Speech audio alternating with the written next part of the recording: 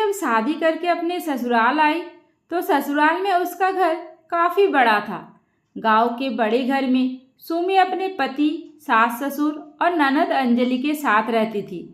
सुमी स्वभाव से शांत और समझदार थी, लेकिन उसकी ननद अंजलि बेहद ही जलनखोर और ताने देने में माहिर थी। खास करके खाने के मामले में तो अंजलि हमेशा सुमी को नीचा दिखाने की कोशिश करती।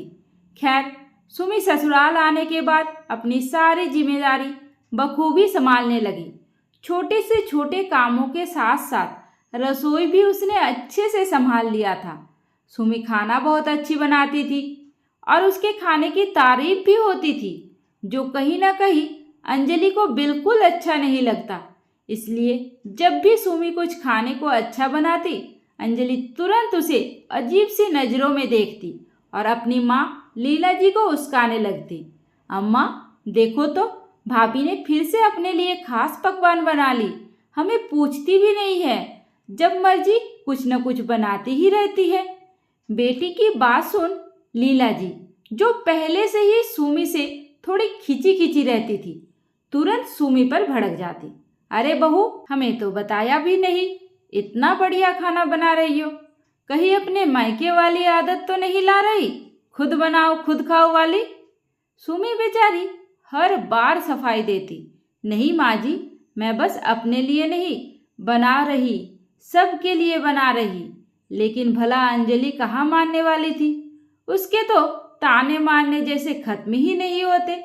सुमी अगर कभी घर में कोई मिठाई या स्पेशल पकवान बनाती तो अंजलि जानबूझकर सबके सामने कहती, भाभी आप तो बस अपने लिए बनाती है, अपने पसंद का बनाती है, हमसे तो कभी पूछती भी नहीं कि हमारा क्या खाने का मन कर रहा है। आप जो बनाएंगे हम वही खाएंगे, हमें अपने पसंद का खाने का तो जैसे हक ही नहीं है। अब भला बेचारी सुमी अंजलि की बातों का क्या जवाब देती। वो चुपचाप अपने काम में बिजी रहती। यहाँ तक कि खाने की टेबल पर भी अंजलि की नज़र लगातार सुमी के खाने पर ही लगी रहती।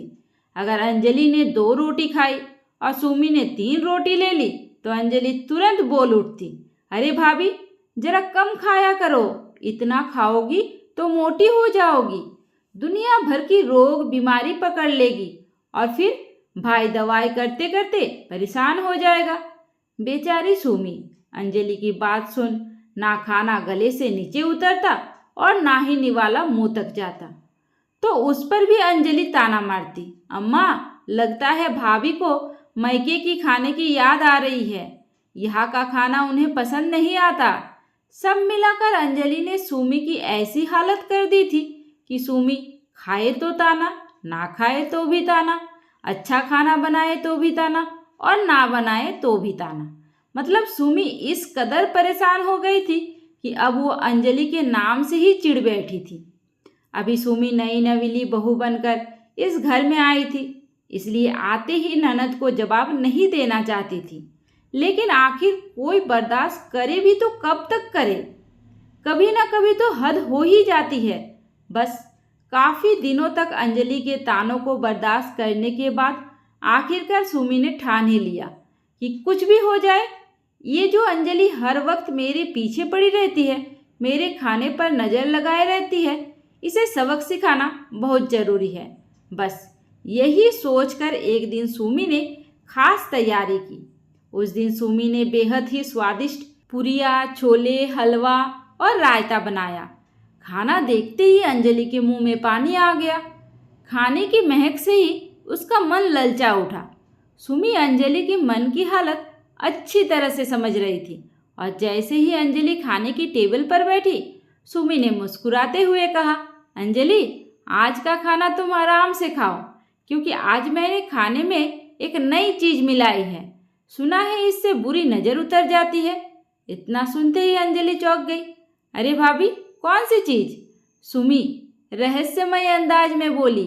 अरे ये तो एक बहुत पुरानी दादी नानी के ज़माने की चीज़ है। कहते हैं जो बार बार खाने पर नज़र लगाता है, अगर उसे ये चीज़ खिला दी जाए तो उसकी बुरी नज़र उतर जाती है और फिर वो किसी के खाने को देखकर जलता नहीं है। इतना सुनते ही अंजलि का चेहरा उतर गया। वो समझ गई कि हो ना हो भाभी ये सब कुछ मेरे लिए ही कर रही है। इसलिए उसने भाभी से कहा, कौन सी चीज़ मिलाई है आपने खाने में?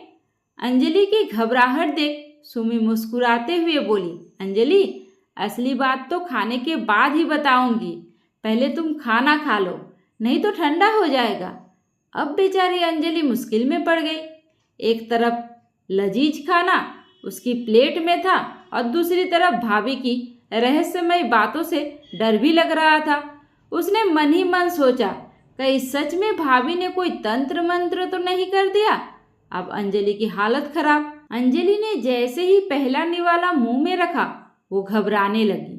उसे लगने लगा कि कोई उसे देख रहा है। उसे चक्कर भी आने लगे।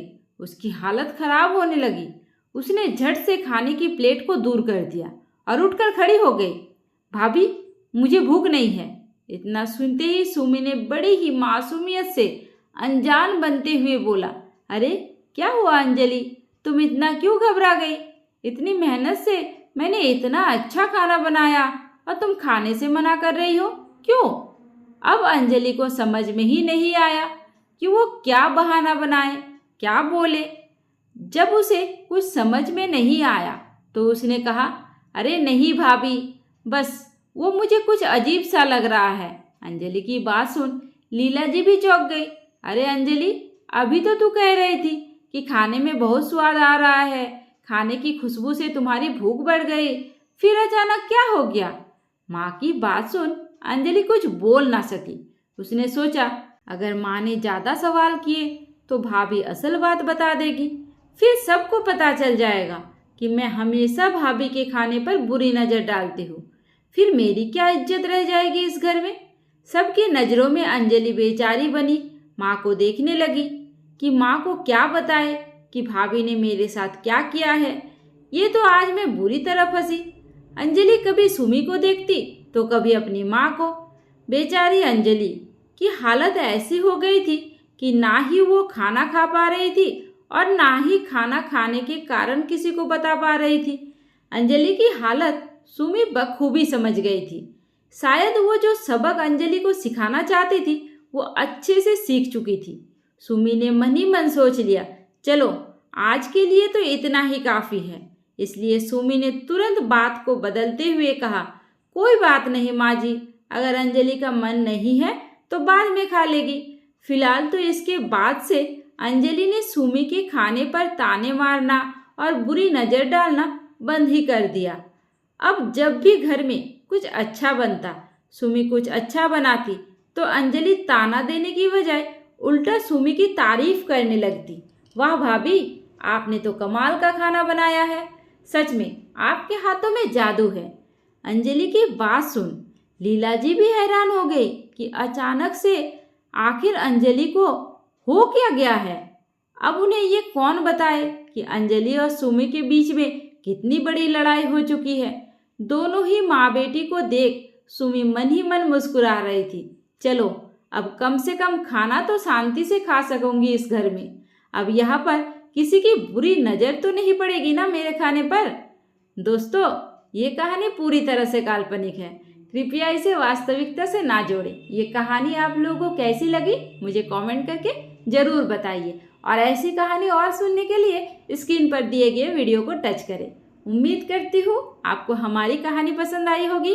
कहानी पसंद आई है तो वीडियो को लाइक करें, चैनल पर नए हैं तो चैनल को सब्सक्राइब करें और हाँ, नोटिफिकेशन बेल को ज़रूर दबाएं ताकि अगली अपडेट सबसे पहले आपको मिले।